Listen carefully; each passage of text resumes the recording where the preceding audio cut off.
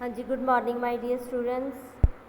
बेटा कल असी इकनॉमिक्स पार्ट का भूमि तक टॉपिक पढ़िया सी ते अज असी उस तो अगे टॉपिक पढ़ांगे ते समझांगे।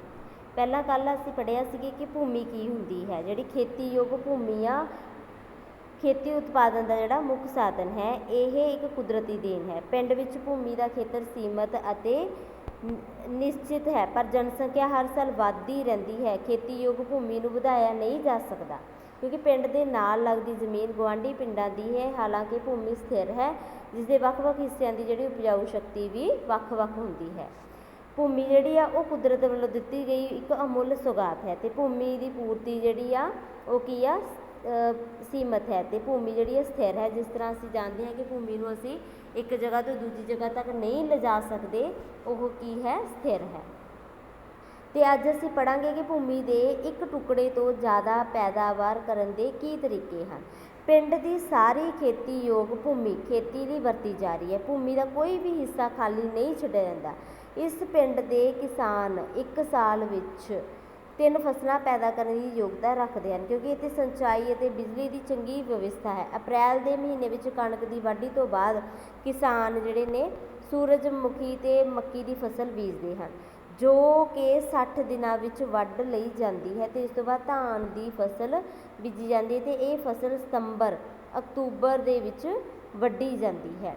सर्दी के मौसम विच रबी फसलां जिवें कणक चौल छोले सरों आदि बीजी जाती है। इस तो इलावा भूमि गन्ने की फसल या मौसमी सब्जियां बीजन लई वरती जाती है। एक साल विच भूमि के एक टुकड़े उत्ते एक तो ज़्यादा फसलां पैदा करन नूं असीं बहु फसली प्रणाली कहते हैं। ये भूमि के एक टुकड़े ते उपज वधाउण दी सब तो वधिया ते वध प्रचलित प्रणाली है। अजिहा बिजली नाल चलण वाले ट्यूबवैल अते किसानां नूं निरंतर दित्ती जाण वाली बिजली करके संभव होया है। पिंड कोले वहंदी नहर भी पिंड दे खेतां दी सिंचाई दे लई साधन है। यह एक पिंड की सहूलत के बारे दस्सिया गया है। भारत के सारे पिंडां विच इस तरह की उच्च पद्धर की सिंचाई व्यवस्था नहीं है। ज़्यादा वर्खा करके साडे देश विच तटवर्ती इलाकों की चंगी सिंचाई हुंदी है तो पठारी खेतर में सिंचाई की हुंदी है घट हुंदी है।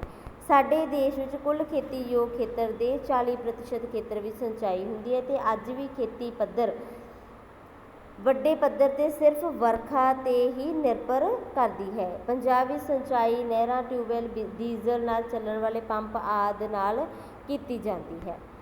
बहुफसली प्रणाली तो इलावा जमीन के इक्को टुकड़े तो वध उत्पादन करन दा दूजा तरीका खेती विच आधुनिक ढंग नाल प्रयोग करना है। जेकर असी एक फसल ते बहुफसली प्रणाली नूं दी वरतों करांगे तो इस दे नाल साडी जिहड़ी जमीन की उपजाऊ शक्ति है वह भी वधूगी तो फसलां भी वधिया होणगियां। जेकर किसान वध झाड़ देने वाले बीज रसायनिक खादां या जैविक खादां की उचित मात्रा कीटनाशक दवाइयां खेती के सुधरे हुए उपकरण जिवें ट्रैक्टर आदि का प्रयोग करे तो फसल की प्रति हैक्टर जिहड़ी पैदावार आ उपज वो काफ़ी हद तक वधाई जा सकती है। सन 1966-67 ਦੇ ਵਿੱਚ हरी क्रांति की शुरुआत हुई सी, जिस तरह खेती के उत्पादन मुख्य तौर पर कणक ते चौल दे विच जां चावल दे विच असाधारण वाधा होया सी ते इस करके असीं इस नूं हरी क्रांति का नाम दे दिता क्योंकि इस दे नाल अनाज दे विच बहुत ज़्यादा लगातार वाधा होया सी। इस करके 1966 ते 67 साल नूं असीं हरी क्रांति का काल मानते हाँ, शुरुआत मानते हाँ। भारत विच पंजाब हरियाणा ते पश्चिमी उत्तर प्रदेश के किसानां ने खेती के आधुनिक तरीकों का सब तो पहला प्रयोग किया सी। किहड़े-किहड़े सीगे? भारत विच पंजाब हरियाणा ते पश्चिमी उत्तर प्रदेश के किसानां ने सब तो पहला जिहड़े आधुनिक तरीकों का प्रयोग किया सी। इस पिंड के किसानां ने भी वध झाड़ वाले बीजां का प्रयोग नाल खेती के सुधरे हुए उपकरण नाल कणक अते चावल के उत्पादनां विच वाधा किया सी। ते इसे प्रकार बेटा नैक्सट हैगा भूमि की अविनाशता। ਅਵਿਨਾਸ਼ਤਾ ਮੀਨਸ ਕਿ ਜਿਹੜੀ ਉਪਜਾਊਪਨ ਆ ਉਹ ਖਤਮ ਹੋ ਰਹੀ ਹੈ ਹੌਲੀ ਹੌਲੀ। ਉਹ ਕਿਸ ਤਰ੍ਹਾਂ ਖਤਮ ਹੋ ਰਹੀ ਹੈ? ਭੂਮੀ ਇੱਕ ਕੁਦਰਤੀ ਸੋਮਾ ਹੈ, ਜਿਸ ਕਰਕੇ ਇਸ ਨੂੰ ਖਤਮ ਨਹੀਂ ਕੀਤਾ ਜਾ ਸਕਦਾ। ਕੇਵਲ ਲੋੜ ਅਨੁਸਾਰ ਕਿਸੇ ਵਿਸ਼ੇਸ਼ ਸਥਾਨ 'ਤੇ ਆਕਾਰ ਨੂੰ ਬਦਲਿਆ ਜਾਂਦਾ, ਜਿਵੇਂ ਇੱਕ ਭੂਮੀ ਦੇ ਟੁਕੜੇ ਉੱਤੇ ਬਗੀਚਾ ਜਾਂ ਜੰਗਲ ਜਾਂ ਇੱਕ ਝੀਲ ਬਣਾਈ ਜਾ ਸਕਦੀ ਹੈ। ਭੂਮੀ ਇੱਕ ਕੁਦਰਤੀ ਸੋਮਾ ਹੋਣ ਕਰਕੇ ਆਧੁਨਿਕ ਖੇਤੀ ਦੀਆਂ ਵਿਧੀਆਂ ਅਤੇ ਭੂਮੀ ਦਾ ਉਪਜਾਊਪਣ ਨੂੰ ਘਟਾ ਦਿੰਦੀਆਂ ਹਨ। ਅਤੇ ਜੇ ਆਪਾਂ ਇੱਕੋ ਹੀ ਫਸਲ ਉਗਾਈ ਜਾਵਾਂਗੇ ਤਾਂ ਇਸ ਦੇ ਨਾਲ ਭੂਮੀ ਦੀ ਜਿਹੜੀ ਉਪਜਾਊ ਸ਼ਕਤੀ ਆ ਉਹ ਘੱਟ ਜਾਂਦੀ ਹੈ। ਭਾਵ ਅਜਿਹੀ ਵਿਧੀਆਂ ਦੇ ਪ੍ਰਯੋਗ ਨਾਲ ਪਹਿਲੇ ਦੌਰ ਵਿੱਚ ਫਸਲਾਂ ਦੀ ਕੁੱਲ ਉਪਜ ਵਿੱਚ ਤਾਂ ਵਾਧਾ ਹੋ ਸਕਦਾ ਹੈ, ਪਰ ਇਹ ਰਸਾਇਣਿਕ ਖਾਦਾਂ ਆਦਿ ਨੂੰ ਵੱਧ ਵਰਤਣ ਨਾਲ ਧਰਤੀ ਦੀ ਉਪਜਾਊ ਸ਼ਕਤੀ ਜਿਹੜੀ ਆ ਉਹ ਹੌਲੀ ਹੌਲੀ ਘੱਟ ਜਾਵੇਗੀ। ਟਿਊਬਵੈੱਲ ਦੁਆਰਾ ਸਿੰਚਾਈ ਦੇ ਨਿਰੰਤਰ ਪ੍ਰਯੋਗ ਕਰਨ ਨਾਲ ਧਰਤੀ ਹੇਠਲੇ ਪਾਣੀ ਦਾ ਪੱਧਰ ਘਟਿਆ ਹੈ।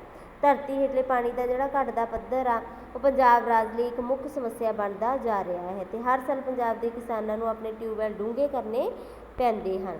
ਇਸ ਹਾਲਤ ਵਿੱਚ ਅਗਲੇ 20 ਸਾਲਾਂ ਵਿੱਚ ਧਰਤੀ ਹੇਠਲੇ ਪਾਣੀ ਦਾ ਖਾਤਮਾ ਹੋਣ ਦਾ ਡਰ ਹੈ। ਇਸ ਕਰਕੇ ਆਪਾਂ ਨੂੰ ਵੀ ਸਮਝਾਇਆ ਜਾਂਦਾ ਹੈ ਕਿ ਸਾਨੂੰ ਵੀ ਪਾਣੀ ਦੀ ਜਿਹੜੀ ਵਰਤੋਂ ਆ ਉਹ ਬਹੁਤ ਲੋੜ ਮੁਤਾਬਕ ਹੀ ਕਰਨੀ ਚਾਹੀਦੀ ਹੈ। ਅਤੇ ਅੱਜ ਕੱਲ੍ਹ ਪੰਜਾਬ ਸਮੁੱਚੇ ਕੇਂਦਰੀ ਭੰਡਾਰਾਂ ਵਿੱਚੋਂ 60% ਜਿਹੜਾ ਕਣਕ ਅਤੇ 35% ਝੋਨੇ ਦੀ ਹਿੱਸਾ ਪਾ ਰਿਹਾ ਹੈ, ਯੋਗਦਾਨ ਪਾ ਰਿਹਾ ਹੈ। ਇਸ ਨੂੰ ਦੇਸ਼ ਦੀ ਅਨਾਜ ਟੋਕਰੀ ਵਜੋਂ ਜਾਣਿਆ ਜਾਂਦਾ ਹੈ। ਬਹੁ ਫਸਲੀ ਵਿਧੀ ਕਾਰਨ ਫਸਲਾਂ ਤੋਂ ਪੈਦਾ ਹੋਣ ਵਾਲੀ ਠੋਸ ਰਹਿੰਦ ਖੂੰਹਦ ਵੀ ਇੱਕ ਚੁਣੌਤੀ ਦਾ ਰੂਪ ਧਾਰਨ ਕਰ ਗਈ ਹੈ। ਰਵਾਇਤੀ ਖੇਤੀ ਦੇ ਵਿੱਚ ਕਿਸਾਨਾਂ ਵੱਲੋਂ ਵੱਖ-ਵੱਖ ਤਰ੍ਹਾਂ ਦੀਆਂ ਫਸਲਾਂ ਤੋਂ ਪੈਦਾ ਹੋਣ ਵਾਲੀ ਰਹਿੰਦ ਖੂੰਹਦ ਦੀ ਵਰਤੋਂ ਬਾਲਣ, ਚਾਰੇ, ਤੂੜੀ ਅਤੇ ਹੋਰ ਲਾਹੇਵੰਦ ਕਾਰਜਾਂ ਲਈ ਕੀਤੀ ਜਾਂਦੀ ਸੀ, ਪਰੰਤੂ ਹੁਣ ਕਿਸਾਨ ਝੋਨੇ ਦੀ ਵਾਢੀ ਤੋਂ ਬਾਅਦ ਅਤੇ ਕਣਕ ਦੀ ਬਿਜਾਈ ਤੋਂ ਪਹਿਲਾਂ ਹੀ ਝੋਨੇ ਦੀ ਪ੍ਰਣਾਲੀ ਰੂਪੀ ਰਹਿੰਦ ਖੂੰਹਦ ਦਾ ਕੋਈ ਵੀ ਢੁਕਵਾਂ ਪ੍ਰਬੰਧ ਨਾ ਹੋਣ ਕਾਰਨ ਮਜਬੂਰੀ ਦੇ ਨਾਲ ਉਸ ਨੂੰ ਸਾੜਨਾ ਪੈਂਦਾ ਹੈ। ਮੀਨਸ ਕਿ ਅੱਗ ਲਗਾ ਕੇ ਖੇਤਾਂ ਦੇ ਵਿੱਚ ਉਸ ਨੂੰ ਸਾੜ ਦਿੱਤਾ ਜਾਂਦਾ ਹੈ।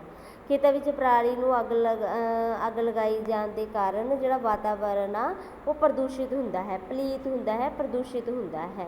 ਜ਼ਮੀਨ ਵਿੱਚ ਮਿਲਣ ਵਾਲੇ ਲਾਭਦਾਇਕ ਤੱਤ ਯੌਗਿਕ ਵੀ ਤਾਪਮਾਨ ਵਿੱਚ ਹੋਣ ਵਾਲੇ ਵਾਧੇ ਦੇ ਕਾਰਨ ਨਸ਼ਟ ਹੋ ਜਾਂਦੇ। ਸਿੱਟੇ ਵਿੱਚ ਸਾਡੀ ਜ਼ਮੀਨ ਦੀ ਸਿਹਤ ਹਰ ਸਾਲ ਨਿੱਘਰਦੀ ਜਾਂਦੀ ਹੈ। ਪਰਾਲੀ ਨੂੰ ਖੇਤਾਂ ਵਿੱਚ ਸਾੜਨ ਦੀ ਬਜਾਏ ਰੋਟਾਵੇਟਰ ਨਾਂ ਦੀ ਮਸ਼ੀਨ ਨਾਲ ਜ਼ਮੀਨ ਵਿੱਚ ਹੀ ਮਿਲਾਇਆ ਜਾ ਸਕਦਾ। ਸਿੱਟੇ ਵਜੋਂ ਪਰਾਲੀ ਵਿੱਚ ਮੌਜੂਦ ਖੁਰਾਕੀ ਤੱਤ ਮੁੜ ਮਿੱਟੀ ਵਿੱਚ ਸ਼ਾਮਿਲ ਹੋ ਜਾਂਦੇ ਹਨ। ਇਸ ਕਰਕੇ ਸਾਨੂੰ ਸਲਾਹ ਦਿੱਤੀ ਜਾਂਦੀ ਹੈ ਕਿ ਪਰਾਲੀ ਨੂੰ ਅੱਗ ਨਾਲ ਲਗਾ ਕੇ ਸਗੋਂ ਉਸ ਨੂੰ ਰੋਟਾਵੇਟਰ ਨਾਂ ਦੀ ਮਸ਼ੀਨ ਦੇ ਨਾਲ ਜ਼ਮੀਨ ਦੇ ਵਿੱਚ ਹੀ ਮਿਲਾ ਦੇਵੇ, ਤਾਂ ਕਿ ਜਿਹੜੀ ਜ਼ਮੀਨ ਦੀ ਉਪਜਾਊ ਸ਼ਕਤੀ ਆ ਉਹ ਬਰਕਰਾਰ ਰਹੇ। ਅਤੇ ਨੈਕਸਟ, ਪੰਜਾਬ ਦੇ ਕਿਸਾਨਾਂ ਵਿੱਚ ਭੂਮੀ ਦੀ ਵੰਡ। ਪੰਜਾਬ ਵਿੱਚ ਖੇਤੀ ਦੇ ਕੰਮ ਵਿੱਚ ਲੱਗੇ ਲੋਕਾਂ ਕੋਲ ਖੇਤੀ ਵਾਸਤੇ ਉਚਿਤ ਖੇਤਰਫਲ ਦੀ ਭੂਮੀ ਨਹੀਂ ਹੈ।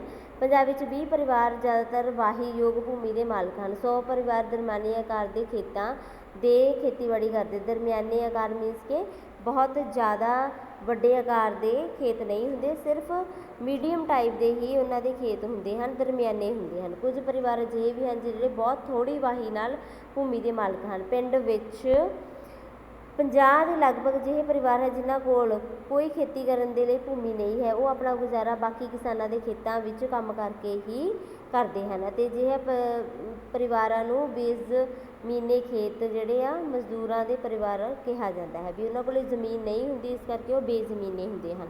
ਪੰਜਾਬ ਦੇ ਜਿਹੜੇ ਕੁਝ ਕਿਸਾਨਾਂ ਦੇ ਖੇਤ ਨੇ ਛੋਟੇ ਹੀ ਨਹੀਂ ਬਲਕਿ ਬਿਖਰੇ ਹੋਏ ਹਨ। ਮੀਨਸ ਕਿ ਕਈ ਜਗ੍ਹਾ 'ਤੇ ਉਹਨਾਂ ਦੇ ਥੋੜ੍ਹੇ ਖੇਤ ਹਨ, ਬਿਖਰੇ ਪਏ ਹਨ, ਜਿਸ ਕਰਕੇ ਉਹਨਾਂ ਨੂੰ ਖੇਤਾਂ ਦੇ ਵਿੱਚ ਜਿਹੜੇ ਵਿਗਿਆਨਿਕ ਢੰਗ ਦੇ ਨਾਲ ਸਿੰਚਾਈ ਦੇ ਸਾਧਨਾਂ ਦੀ ਉਚਿਤ ਵਰਤੋਂ ਕਰਨੀ ਅਸੰਭਵ ਹੈ, ਵੀ ਉਹ ਸੰਭਵ ਉਹਨਾਂ ਲਈ ਨਹੀਂ ਹੈ, ਕਿਉਂਕਿ ਉਹਨਾਂ ਦੇ ਜਿਹੜੇ ਖੇਤ ਨੇ ਉਹ ਬਹੁਤ ਛੋਟੇ ਹਨ, ਉਹ ਬਿਖਰੇ ਪਏ ਹਨ, ਜਿਸ ਕਰਕੇ ਉਹ ਆਧੁਨਿਕ ਢੰਗ ਦੇ ਨਾਲ ਖੇਤੀ ਨਹੀਂ ਕਰ ਸਕਦੇ।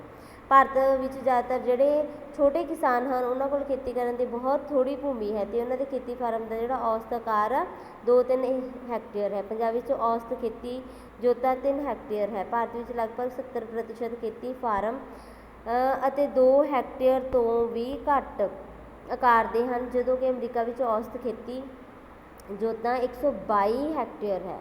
ਇਸ ਪ੍ਰਕਾਰ ਸਾਡੇ ਭਾਰਤ ਦੇ ਵਿੱਚ ਭੂਮੀ ਦੀ ਜਿਹੜੀ ਛੋਟੇ ਆਕਾਰਾਂ ਦੀ ਜਿਹੜੀ ਪ੍ਰੋਬਲਮ ਆ ਉਹ ਬਹੁਤ ਪਾਈ ਜਾਂਦੀ ਹੈ, ਮੁਸ਼ਕਿਲ ਪਾਈ ਜਾਂਦੀ, ਜਿਸ ਕਰਕੇ ਉਹ ਆਧੁਨਿਕ ਢੰਗ ਦੇ ਨਾਲ ਖੇਤੀ ਨਹੀਂ ਕਰ ਸਕਦੇ।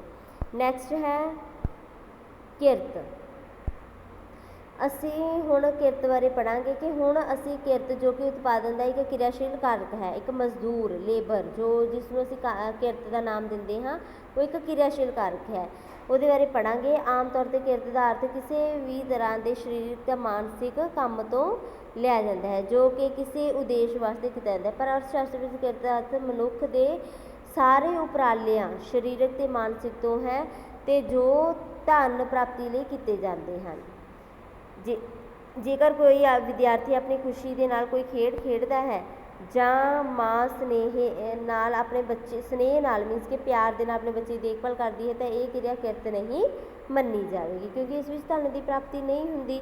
ਜਿਸ ਵਿੱਚ ਧਨ ਦੀ ਪ੍ਰਾਪਤੀ ਹੁੰਦੀ ਹੈ, ਪੈਸਾ ਕਮਾਇਆ ਜਾਂਦਾ ਹੈ ਅਤੇ ਜਿਸ 'ਤੇ ਸਾਡਾ ਮਜ਼ਦੂਰ ਕੰਮ ਕਰਦਾ ਹੈ ਉਸ ਨੂੰ ਅਸੀਂ ਮਜ਼ਦੂਰ ਵਰਗ ਜਾਂ ਕਿਰਤ ਵਰਗ ਕਹਿੰਦੇ ਹਾਂ।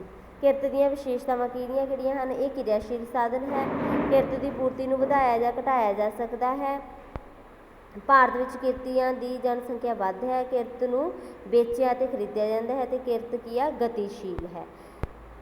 ਖੇਤੀ ਵਿੱਚ ਕਿਰਤ ਕੌਣ ਦੇਵੇਗਾ? ਇਸ ਪਿੰਡ ਦੇ ਕੁਝ ਪਰਿਵਾਰ ਛੋਟੇ ਕਿਸਾਨਾਂ ਦੇ ਹਨ ਜਿਹੜੇ ਆਪਣੇ ਪਰਿਵਾਰਾਂ ਦੇ ਨਾਲ ਆਪਣੇ ਖੇਤਾਂ ਵਿੱਚ ਕੰਮ ਕਰਦੇ ਹਨ। ਇਸ ਤਰ੍ਹਾਂ ਉਹ ਖੇਤੀ ਵਾਸਤੇ ਜ਼ਰੂਰੀ ਕਿਰਤ ਦੀ ਵਿਵਸਥਾ ਆਪ ਹੀ ਕਰਦੇ ਹਨ। ਇਸ ਤੋਂ ਇਲਾਵਾ ਪਿੰਡ ਵਿੱਚ ਜੋ ਭੂਮੀਹੀਨ ਪਰਿਵਾਰ ਹਨ ਉਹ ਆਪਣੀ ਜੀਵਿਕਾ ਕਮਾਉਣ ਵਾਸਤੇ ਵੱਡੇ ਕਿਸਾਨਾਂ ਦੇ ਖੇਤਾਂ ਵਿੱਚ ਕਿਰਤੀ ਵਜੋਂ ਕੰਮ ਕਰਦੇ। ਕੁਝ ਛੋਟੇ ਕਿਸਾਨ ਜਿਹੜੇ ਵੱਡੇ ਸ਼ਾਹੂਕਾਰਾਂ ਤੋਂ ਲਏ ਗਏ ਕਰਜ਼ਿਆਂ ਨੂੰ ਵਾਪਸ ਕਰਨ ਤੋਂ ਅਸਮਰਥ ਹੁੰਦੇ ਹਨ, ਉਹਨਾਂ ਨੂੰ ਕਰਜ਼ੇ ਦੀ ਰਕਮ ਚੁਕਾਉਣ ਬਦਲੇ ਆਪਣੀ ਭੂਮੀ ਸ਼ਾਹੂਕਾਰਾਂ ਨੂੰ ਦੇਣੀ ਪੈਂਦੀ ਹੈ। ਇਸ ਲਈ ਇਹ ਭੂਮੀ ਜਿਹੜੀ ਆ ਕਿਸਾਨ ਸ਼ਾਹੂਕਾਰਾਂ ਨੂੰ ਦੇ ਦਿੰਦੇ ਅਤੇ ਆਪ ਉਹ ਭੂਮੀਹੀਣ ਬਣ ਜਾਂਦੇ ਹਨ।